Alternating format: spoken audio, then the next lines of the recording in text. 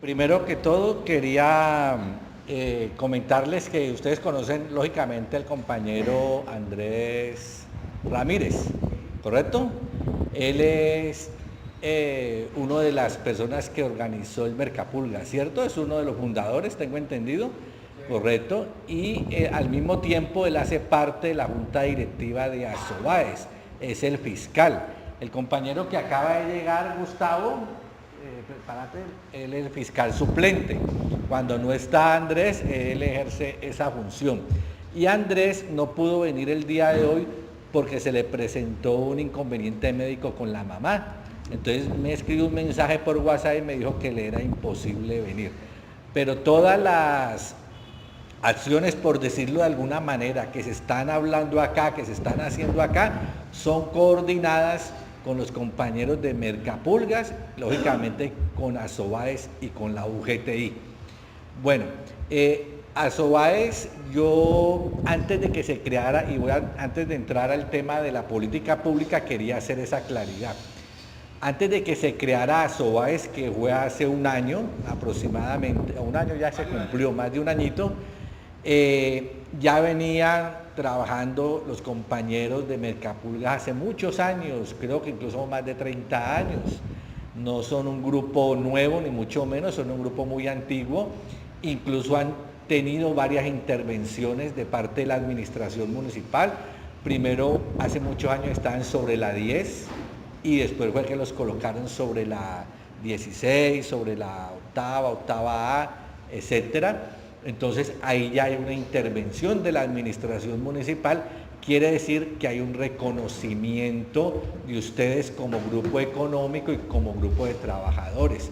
No puede decir la administración municipal que ustedes son personas desconocidas.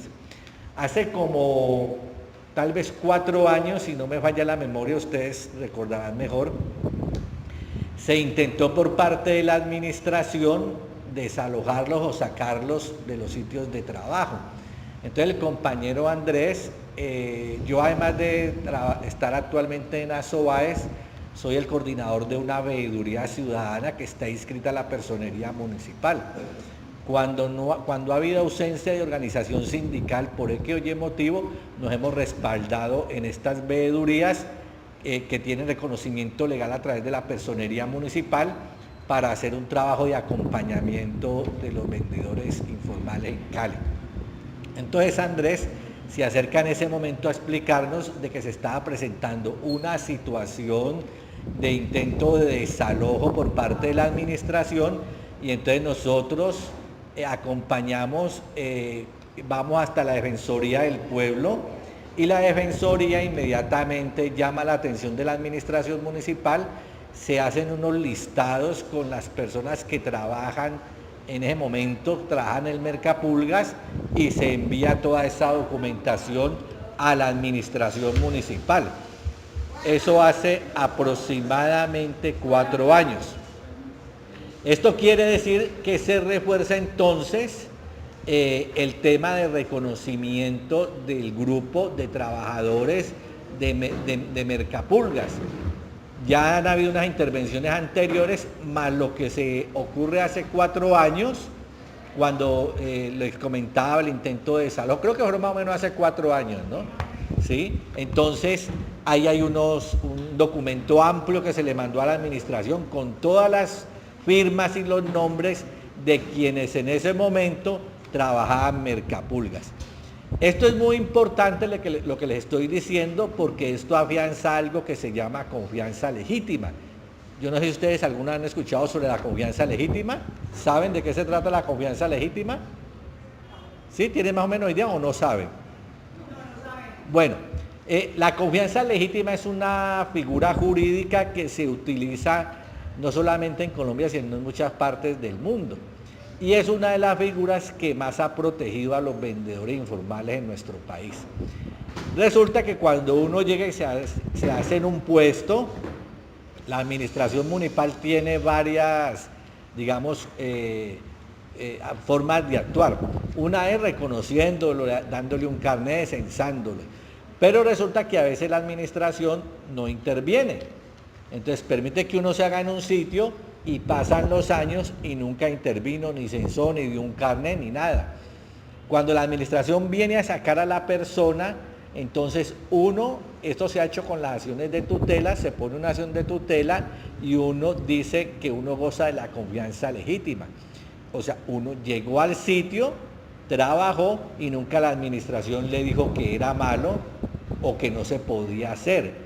Eso se llama confianza, es como la antigüedad del vendedor en el sitio de trabajo. Esa es, palabra más, palabra menos, la confianza legítima.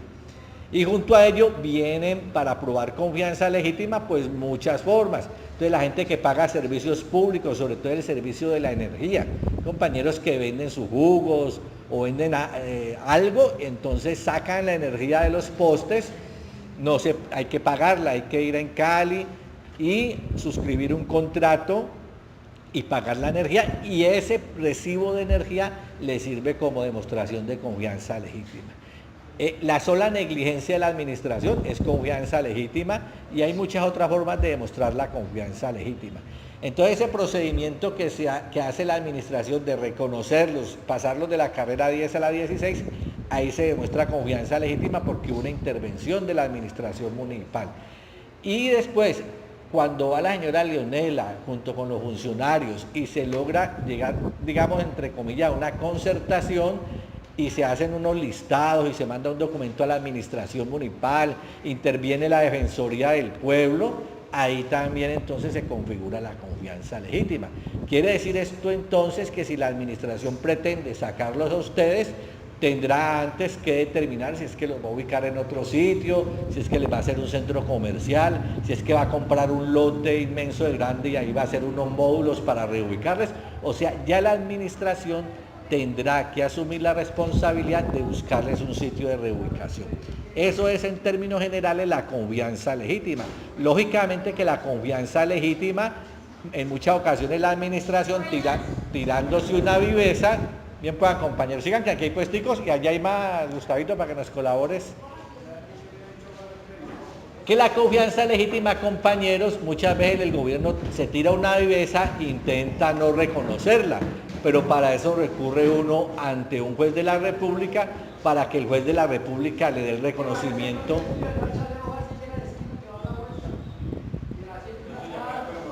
Sí, de los que están allá, Gustavo, los que están destapados. Gustavo, ahí hay unos destapados, mira. Vean, entonces, recurre uno a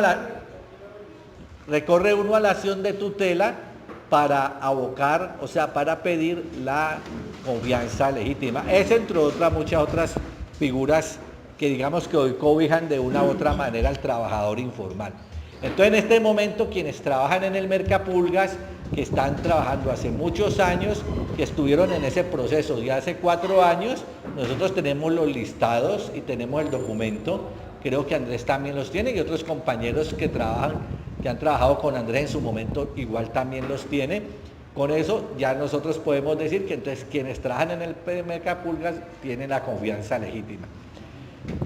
Cuando nosotros decidimos convocar la creación de Asobaes, Mercapulgas, algunos de los compañeros, no todos, porque eso es una decisión libre, no es obligación, deciden afiliarse, asistir a la Asamblea Constitutiva de Asobaes. Y entonces esas personas que están en Asobaes, que están en Mercapulgas y van a la Asamblea de Asobaes, pues se afilian lógicamente a la organización. No tienen ningún, así como los medicamentos, no tiene contraindicación ser de Mercapulgas y ser de Asobaes, son dos organizaciones hermanas. Mercapulgas es como la madre fundadora, digámoslo de una manera, la que ha ayudado a identificarlos a ustedes como trabajadores en el sector, y Asobaes, ya una organización más grande, reconocida ante la Cámara de Comercio, pues cobija a ese grupo de vendedores y a los que después se quieran afiliar. Lo mismo ocurre con la Unión General de Trabajadores Informales. La Unión General de Trabajadores Informales, UGTI, es un sindicato de rama que lo crea la Central Unitaria de Trabajadores, la principal central obrera del país. Como el tema de los vendedores informales es difícil de manejar, porque hoy estamos aquí y mañana no estamos, no es lo mismo que una persona, como lo decía Nelson, que trabaja en una empresa, que le sacan la cuota sindical por el salario, etcétera, etcétera, que es como una obligación estar en el sindicato. En los vendedores informales no es una obligación, eso es a libertad de cada uno. Entonces, como se han presentado dificultades, hay sindicatos que se han acabado prácticamente porque no tiene afiliados, entonces la Central Unitaria de Trabajadores, preocupada por la situación del gremio de los vendedores, se ideó y creó la Unión General de Trabajadores Informales, que es como un, ¿cómo es que le dicen ellos? Sindicato de rama. Un sindicato de rama, que aglutina no solamente a los trabajadores informales de Cali, sino de todo el país. Hay sus directivas en todos los departamentos. En este momento hay 25 sindicatos. Y en este momento tenemos 25, digamos, subdirectivas, ¿no?, de la UGTI a nivel nacional. Recientemente participamos en las elecciones de la Central Unitaria de Trabajadores. Nosotros tenemos 150, 200 afiliados. De esos participaron 92 en la elección del Comité Ejecutivo de la CUT. Y como UGTI logramos llegar con los dos compañeros, tanto de Comité Ejecutivo Nacional como departamental.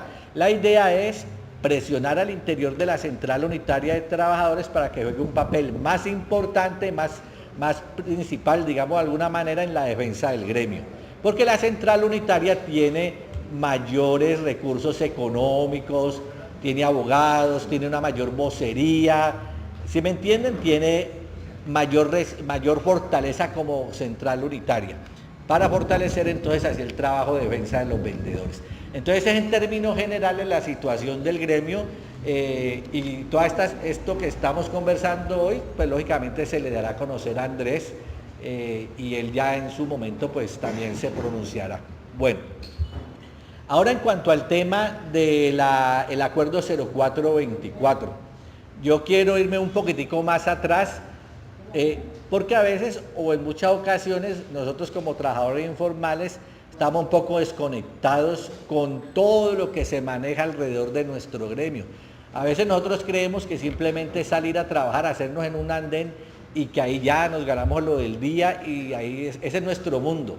Pero resulta que detrás de nuestro gremio se mueven también cosas a favor y en contra. Y desgraciadamente muchas son en contra, ¿no? Entonces, nosotros tenemos muchos enemigos. Tenemos el mismo Estado, tenemos muchos comerciantes formales, mucha gente que tiene sus locales, que tiene sus edificios al lado de donde nosotros nos hacemos. Todas esas son personas para las que tal vez nosotros no somos motivo de alegría. Eso genera indiscutiblemente que a nivel nacional y a nivel de instituciones como el Senado, como la Cámara, se muevan cosas contra el gremio y la gente muchas veces no se da cuenta. Entonces resulta que hace 2 años, bueno, cuando se constituye, cuando se crea, mejor dicho, cuando se llama a la constituyente del 91, se nombra se hace una nueva constitución política. Ahí hay cosas que nos favorecen y hay cosas que nos perjudican. ¿Qué nos favorece? Que se habla de la libre asociación y de la libertad del trabajo y del derecho al trabajo. ¿Qué nos perjudica dentro de esa constitución del 91? Que quedó el artículo 82 del espacio público. Entonces, a través de ese artículo tratan de hacernos daño. En el transcurrir de todos esos años, antes de que saliera el Código de Policía, habían lógicamente habían códigos de policía a nivel departamental y a nivel nacional. Y esos códigos de policía le dan un tratamiento al vendedor, pero uno tenía mecanismos como defender a los compañeros. Está entonces al principio el tema del derecho al trabajo, la confianza legítima, el debido proceso, que son figuras jurídicas que también pueden ayudar a defender al vendedor, pero había el derecho al trabajo, pero resulta que el derecho al trabajo se fue perdiendo un poquito como de peso, no constitucional, sino porque los jueces, porque la alcaldía decía, es que si usted no trabaja aquí puede trabajar al frente, entonces muchos jueces decían, no le están negando el derecho al trabajo. Bueno, entonces ahí se fue durante todos esos años de todas maneras luchando para defender el derecho de los vendedores. Se pusieron muchas tutelas, unas se ganaron, otras se perdieron, muchas se ganaron, donde la gente podía seguir trabajando por el derecho al trabajo, o si le habían violado el debido proceso, pues también podía uno defender ese derecho de ese vendedor. Pero cuando se presenta al Senado de la República el nuevo Código de Policía, resulta que ahí se presentó una situación grave con el gremio. Y es que el nuevo Código de la Policía, en el artículo 140, en el numeral 4, faculta a la policía a colocarle comparendos a aquellas personas que trabajen en el espacio público y que no tengan un permiso. Entonces, las administraciones municipales se lavan las manos diciendo que ahora eso le corresponde a la policía. O sea, que a nosotros ya vendría la policía a colocarnos un comparendo o a decomisarnos la mercancía y que ya no nos podríamos hacer. Resulta que en Bogotá, como todos los políticos no son malos, muchos sí, pero hay políticos que de todas maneras tratan de ayudarle a la gente. Entonces, en Bogotá hay un representante a la Cámara que se llama Inti Asprilla, y yo quiero aclarar que yo no pertenezco a ese partido político, no le estoy haciendo propaganda, pero me estoy ciñendo a la verdad y a lo que ha pasado. Resulta que Inti Asprilla demanda ese artículo, el 140 del Código de Policía, porque él dice que eso es inconstitucional, que no pueden salir a ponerle un comparendo a una persona porque está vendiendo simplemente en la calle. Y además porque eso está en contravía de sentencias de la Corte Constitucional que habla de los derechos que ya les dije, confianza legítima, debido proceso, mínimo vital, que es otra figura. Algún día podemos convocar una reunión para que hablemos solo de esas figuras jurídicas, para que las conozcan un poco más. Entonces resulta que el hombre demanda ese artículo y resulta que la Corte Constitucional cuando decide lo declara exequible, que quiere decir legal, pero lo condiciona. ¿Y a qué lo condiciona? A lo que siempre ha dicho, que cuando las personas gocen de la confianza legítima, pues tendrá que buscarles un sitio de reubicación. Pero además fortalece el tema de población vulnerable, mujeres, madres, cabezas de familia, personas de la tercera edad en condición de discapacidad, no podrán ser multadas si ante la administración no ofrece unas garantías donde la persona pueda trabajar o una reubicación en un centro comercial, etcétera, etcétera, etcétera. Esa es, compañeros, la decisión de la Corte. Declara legal el artículo, pero lo condiciona antes de que proceda la policía a hacer ese tipo de comparendos. Tendrán las administraciones municipales que solucionar el problema dónde van a reubicar a estos compañeros. ¿Está más o menos hasta ahí? ¿Se ha entendido? ¿Se ha explicado bien?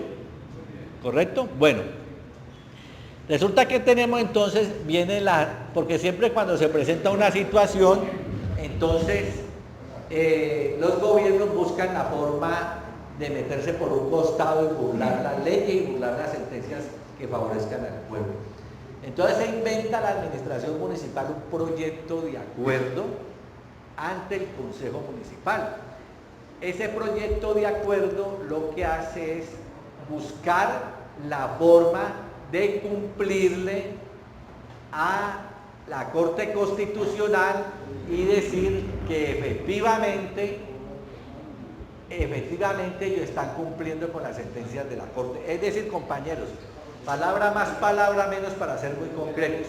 A través del acuerdo 0424, que inicialmente cuando se presenta al Consejo Municipal es un proyecto de acuerdo, ¿no? Es un proyecto de acuerdo.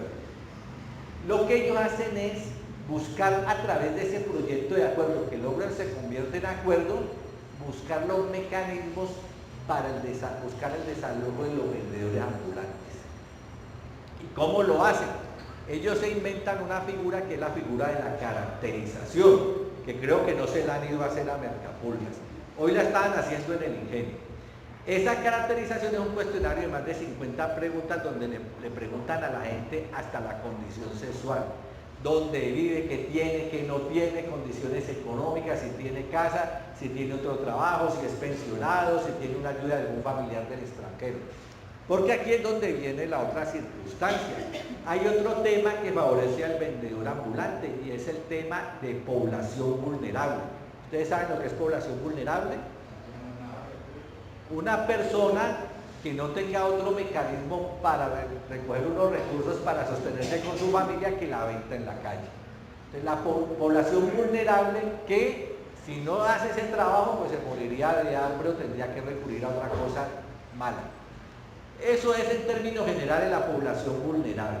Entonces lo que intenta la administración con ese acuerdo del 0424 es acabar con el tema de población vulnerable. Es decir, que ustedes por el hecho de tener una casa que supere los 45 millones de pesos ya no son población vulnerable. Que si una persona tiene un familiar en el extranjero que le manda un dinerito mensual, ya no es población vulnerable porque el hijo le está ayudando y no tiene necesidad de trabajar. Que si esa persona por obra y gracia de Dios y de su trabajo logró una pensioncita, ya no es población vulnerable. O sea, buscan los mecanismos para que la persona, según la administración municipal, deje de ser vulnerable y por lo tanto ya no tenga derecho a trabajar en el espacio público. Entonces, si la población no es vulnerable, no le dan el permiso o el reconocimiento como vendedor en el espacio público. Es una situación compleja que nosotros ya la estamos estudiando, hemos recurrido ya a varios abogados porque estamos en el proceso, estamos mirando la posibilidad de demandar el acuerdo y demandar la caracterización como ASOAES y como UGTI. Entonces, el tema de población vulnerable es eso. Yo no sé, ¿lo lograron comprender, compañeros? ¿Sí? Si tienen alguna duda, estoy explicando mal, me dicen, ¿no? Y si estoy muy aburrido también y están quedando otros, también me dicen. Bueno, pero creo que el tema es interesante, les da a usted una ilustración de todo lo que se mueve alrededor del gremio, que a veces nosotros no nos imaginamos. Bueno, entonces el tema de población vulnerable es eso, es que la administración busca tumbar el tema de población vulnerable para decirle al vendedor que usted ya no tiene derecho a trabajar en el espacio público. Pero ¿qué pasa? Resulta que usted logró superar ese filtro económico, esa caracterización, ese filtro económico, y sí es población vulnerable porque está en unas condiciones de pobreza íntimas, pues prácticamente no tiene nada. Usted dice, ay, yo ya coroné, pero resulta que la administración le da un permiso que al mismo tiempo no es un permiso por 6 meses, no renovable. Entonces, en 6 meses, tanto como se lo pueden renovar como se lo pueden no renovar. Entonces, ¿qué busca la administración con eso? Acabar con la confianza legítima del vendedor, acabar con el tema de población vulnerable. Y ahí es donde viene la otra figura que yo sé que ustedes tampoco deben de conocer y que tienen que empezar en la medida de las posibilidades de investigar, que es el término aprovechamiento económico. Por eso les digo, nosotros trabajamos en la calle, pero ahí de ese puestico que nosotros estamos ganando, los que están alrededor del Estado y los comerciantes y mucha gente están maquinando para ver cómo nos sacan del espacio público. Resulta que, ¿qué es el aprovechamiento económico? Resulta que cuando se crea la Constitución del 91, en el artículo 82 que habla sobre el espacio público, dice que el espacio público es de todos y ese cuento y que está para el favor y de todos los ciudadanos. Pero resulta que habla de la plusvalía. ¿Qué es la plusvalía, compañeros? Es simple y llanamente la ganancia adicional que puede generar algo. Entonces yo hago este mueble, yo le tengo que pagar al compañero, al trabajador que me va a hacer el mueble, yo lo vendo y de lo que me genera una ganancia adicional, que es lo que llaman la plusvalía. Entonces resulta que el espacio público, en el artículo 82 lo dice que el espacio público podrá generar una plusvalía. Mire todo el tiempo que ha transcurrido y solamente ahora ya la administración, el gobierno nacional, empieza a hablar del tema aprovechamiento económico. Entonces, ¿qué es el aprovechamiento económico? Ya se vio en Bogotá, inclusive, lo digo, en el gobierno de Gustavo Petro, para que no digan que uno está haciendo, le hace campaña a la gente de gratis, sino que realmente uno tiene que hablar las cosas buenas y las cosas malas. Resulta que el aprovechamiento económico es sacar el vendedor del espacio público y después ese sector donde estaban esos vendedores entra en licitación pública, que es una de las figuras que tiene la administración para entregar ese espacio público. Ahí llega una multinacional cualquiera o un grupo de comerciantes, por ejemplo los que están en el centro, que son afiliados de Ecocentro, que son los grandes centros haciendo en el centro, y deciden, voy a dar un ejemplo, deciden licitar toda la calle 14 entre carreras quinta y octava. Entonces el gobierno saca a licitación ese espacio público. Lógicamente hay una página que llaman los pliegos, que es cuando uno entra a licitar, tiene que comprar unos pliegos, y esos pliegos no valen 100 pesos, un pliego puede valer, dependiendo de la licitación, como cuando van a hacer un puente elevado, por ejemplo, eso participan varias empresas constructoras y varios arquitectos, y de esos ellos tienen que comprar unos pliegos. Y esos pliegos, cuando usted compra esos pliegos y llegan a los requisitos, usted participa en la licitación, y es cuando le dice el gobierno, se ganó la licitación para hacer el puente arquitecto limitado. Pero esa gente ha comprado los pliegos, y los pliegos no valen 100 pesos. Un pliego puede valer 20, 30 millones de pesos.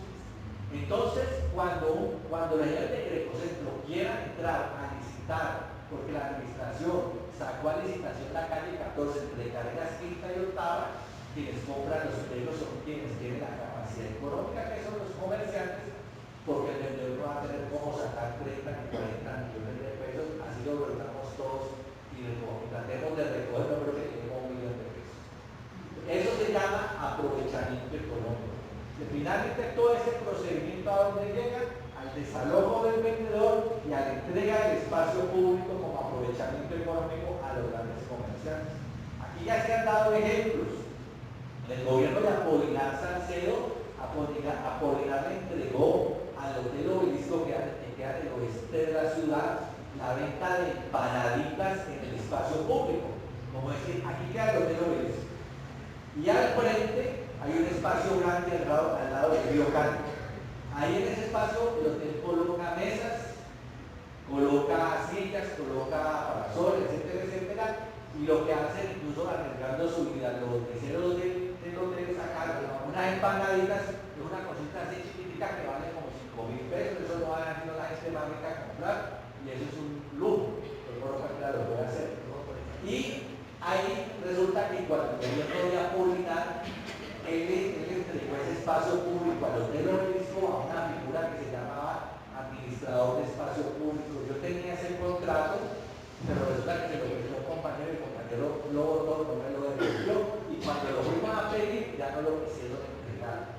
Entonces, lo que les queremos dar a entender, compañeros, es que todo este procedimiento que se está realizando, finalmente la pretensión del gobierno es la entrega del espacio público, que muchos estamos trabajando a grandes inversionistas o a personas que tengan la capacidad de pagar.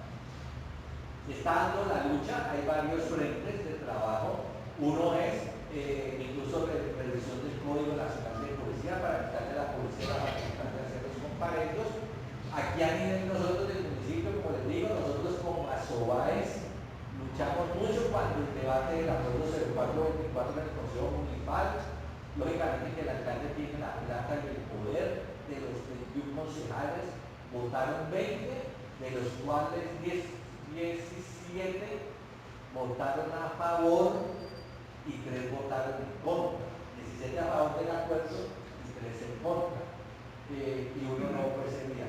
Los 3 que votaron en contra fueron la concejal Patricia Molina del Polo, la señora María Rey Figueroa de otro partido, creo que es Cambio Radical, y una señora Alessandra Hernández.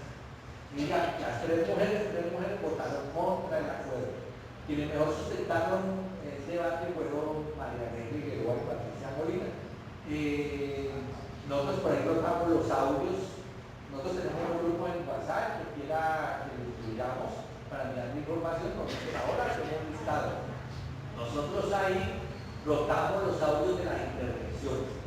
Bueno, recientemente hubo un debate sobre la caracterización, como un balance de la caracterización, un debate del Consejo Municipal, y allí, pues lógicamente, ahora Nelson les va a pillar el tema de la caracterización.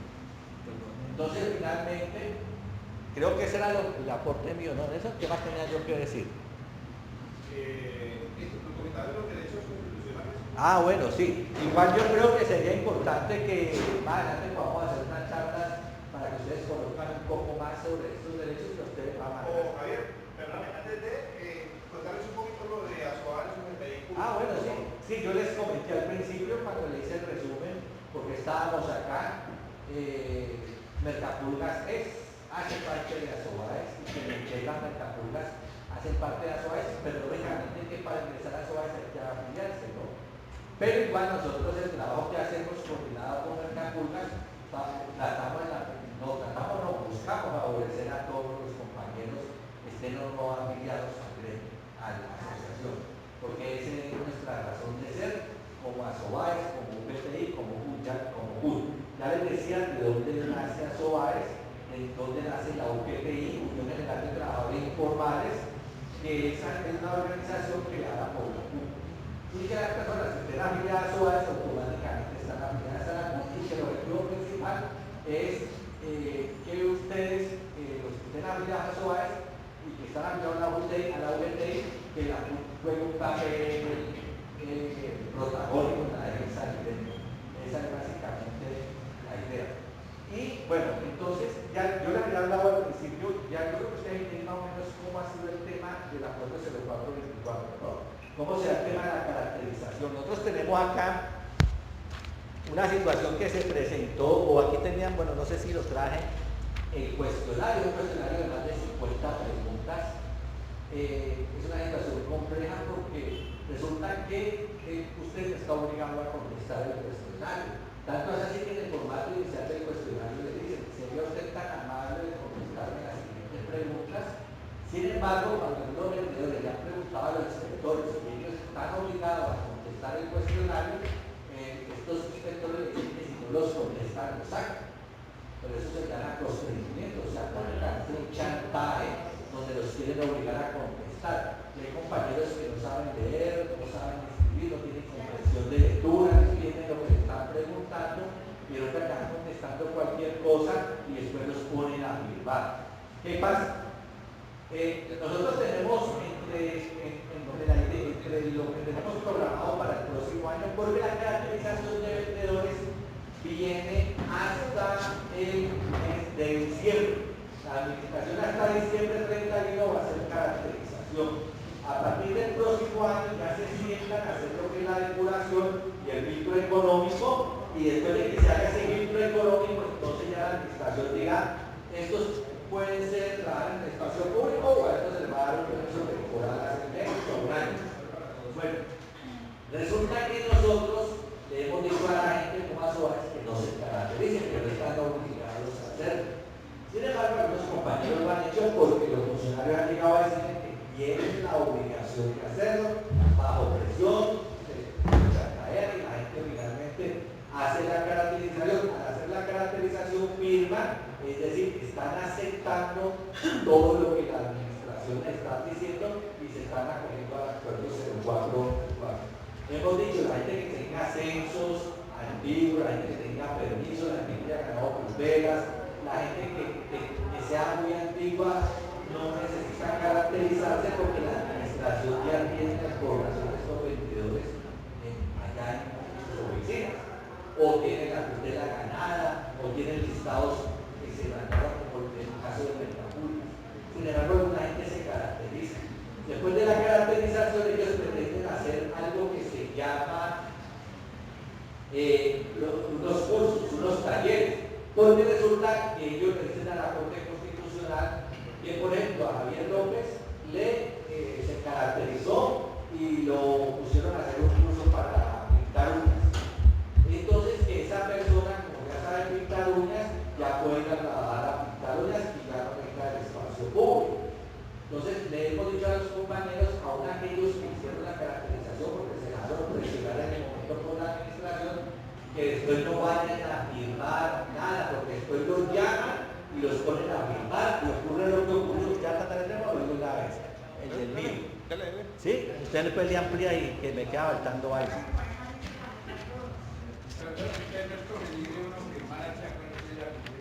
Ya les voy a orientar. No, ya el compañero de eso va a contestar las inquietudes que tengo. Yo le voy a dar un esposo general y él le va a contestar.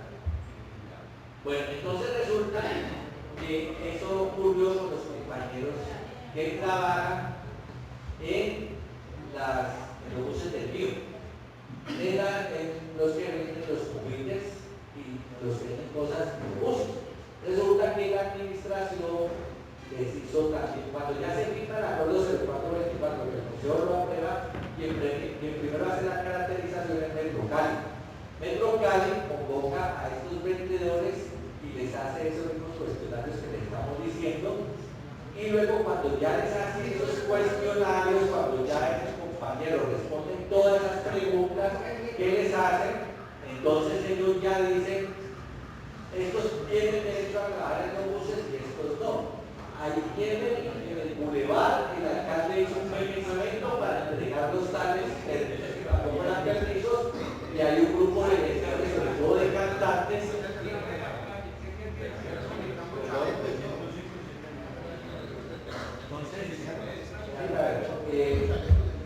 Exactamente, resulta que cuando muchos artistas se quedaron por fuera, muchos vendedores quedaron por fuera.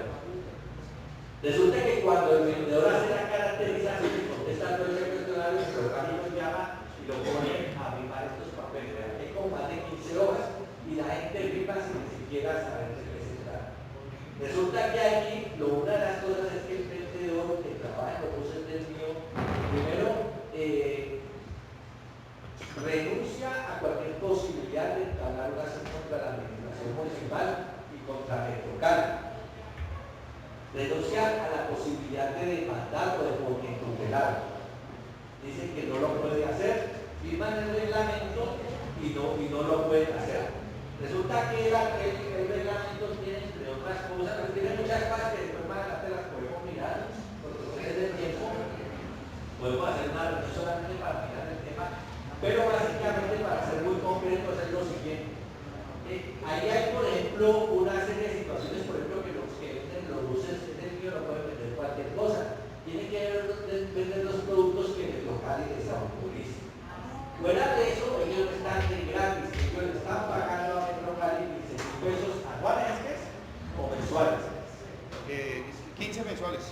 15 mensuales para trabajar en los buses, no es de gratis. Fuera de eso, el carnet que le entregan y el chaleco no configura un permiso. Claro, porque si ellos dicen que es un permiso, el vendedor se gana confianza legítima y tendrá derecho después de seguir a Metro Cali que le da continuidad. Resulta que aquí en el último. Aquí, este es el carnet que le dan a los trabajadores de Metro Cali y resulta que aquí le dicen, por acá dicen, se expide en virtud del acuerdo 0424. Ese es el carnet que le dan a los compañeros que trabajan al interior de los buses del mío, a los que lograron pasar el filtro económico. Y dicen que se expide en virtud de ese acuerdo, que es la política pública de espacio público. Dice que este carnet no autoriza y legitima el uso indebido y ocupación transitoria o permanente del espacio público de la ciudad de Santiago de Cali, especialmente las estaciones, paraderos de buses, articulados, alimentadores y entorno de estaciones del CID mío. Se expide por término de un año prorrogable a criterio de la Alcaldía de Santiago de Cali y la Subsecretaría de Inspección, Vigilancia y Control, Secretaría de Seguridad y Justicia. Este carnet se revocará automáticamente en caso de que el titular incumpla tal. O sea, prácticamente a usted le dan permiso, pero al mismo tiempo le dicen que no es un permiso. Usted no tiene absolutamente ningún tipo de certeza de que usted no va a seguir trabajando en ese mismo sector. Esta misma caracterización la hicieron con algunos vendedores de alrededor de las estaciones de vendedores estacionarios, como los de la Usaca y otras, pero no las estaciones en el centro, porque el alcalde no les autorizó a hacer la caracterización en el centro. Ese formato de caracterización y ese reglamento que firmó el mío, cambiándole algunos nombres, como por ejemplo el término del mío, compañeros, ese será prácticamente el mismo reglamento que le haga firmar a los vendedores que logren pasar el filtro económico, será el mismo. Una renuncia total de los derechos de los vendedores al espacio público y al derecho al trabajo y entrega a la confianza. Entonces, finalmente, yo quiero decir que nosotros, por ese motivo, nos hemos opuesto Desde el que se presentó el proyecto de política pública de espacio público estaba recién constituida Asobaes.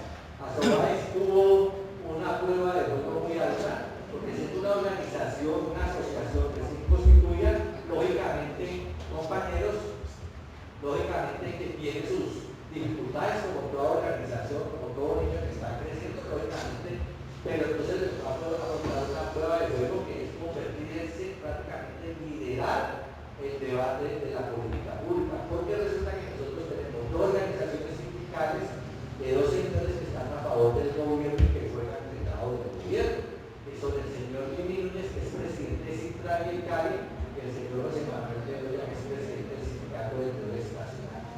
Estas dos mismas organizaciones hace 18 años, cuando el alcalde Ricardo Cobo saca a los vendedores de la calle 13, 14, 15 y carrera octava, estas dos mismas organizaciones sindicales firmaron, junto con otras que ya desaparecieron, avalaron a Ricardo Cobo el desalojo de esos vendedores. Y a través de todos estos años, ellos han jugado un papel negativo, pero el gremio, y desgraciadamente siguen estando ahí, siguen haciendo daño al gremio. Ellos firmaron las actas con la administración municipal, dice haber socializado la construcción de la política pública de espacio público. Ellos están a favor de la caracterización de vendedores, ellos están a favor de todo eso, ellos le dicen al vendedor que se haga la caracterización a unas sabiendas de que esta está en contra de la estabilidad del gremio. Entonces, Asobaes, junto con 5, pero en ese sector de los que es lo más Asobaes, asume el liderazgo la lucha contra la corrupción 424. Finalmente quiero decir algo. Toda esa situación que está manejando, y ahora, cuando nosotros estamos trabajando, compañeras, cuando nosotros estamos trabajando en nuestros sitios de trabajo, nosotros no alcanzamos a dimensionar todo lo que se mueve alrededor de eso. Creemos que eso no es nada y que estamos trabajando y vamos a llevar una ganancia, a ver, no llevamos una ganancia grande. Pero por lo general a veces nos ganamos una ganancia y por eso lo tenemos. Pero resulta que detrás de nuestro trabajo se mueven muchos intereses. Uno de los documentos que hablan sobre el tema de aprovechamiento económico es el COMPES 3718. Esto se llama Consejo Nacional de Política Económica y Social. Y aquí en este COMPES se le dictamina a las alcaldías que tienen que avanzar en el tema de aprovechamiento económico. Entonces son toda una serie de circunstancias que la gente debe conocer, debe entender de que solamente uniéndonos y luchando por la defensa de nuestro derecho al trabajo, solamente así podemos realmente exigirle al Estado que nos dé un mejor trato y que nos garantice el derecho al trabajo. Yo pienso que ahí ya terminaría, fue más que suficiente. Habría muchas otras cosas más por tratar, de eso me decía ahora que hablar sobre la confianza legítima, el derecho al trabajo, mínimo vital, igualdad real, al debido proceso, ¿sí? A la vida digna, que esos son figuras jurídicas que de una u otra manera, compañeros, perdón, esos son figuras jurídicas que de una u otra manera nos han favorecido y que tenemos que conocerla un poco más y que yo creo que en un futuro más cercano, ¿no se está escuchando? Que en un futuro más cercano pues podamos fortalecer en el conocimiento, ¿no? Entonces, ahora sí, Nelson.